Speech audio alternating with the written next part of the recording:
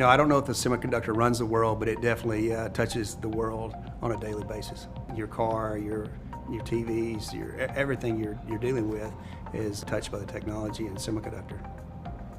What I'm most excited about at the conference is just seeing the number of people who are finding new ways to use semiconductors as the computing industry is changing. It was not just seeing the continuation of Moore's Law, but things like AI chips or quantum computers. And I think that really makes for a much more exciting mix of materials and devices.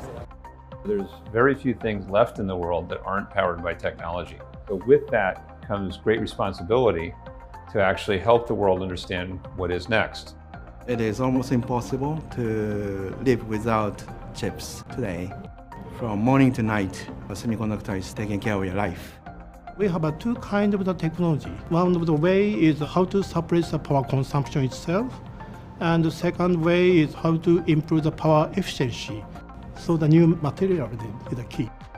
Advancement of the technology means higher switching speed, and to do so you need new materials in addition to silicon. And they're very closely associated to precious metals.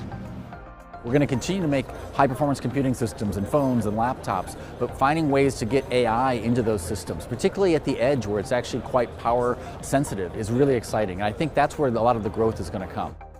In the previous semiconductor business, the main player is a semiconductor company itself. However, recently the platformer like the Google, Facebook, Amazon is a main player in the semiconductor business area. Semiconductor business size defined by the application.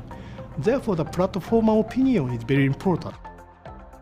Rare earth is a part of the equation because it's ultimately part of the supply chain. It's actually critical that we're strong on every aspect of the supply chain, and you could argue that we start with rare materials. I think that the medical side is going to be huge in the next 5 to 10 years for all of us. Now that we're getting into biomedical, that sort of thing is going to change potentially the way we live. If it's allowed to be sold and allowed to be marketed in the commercial world, it's going to make a huge impact in the world.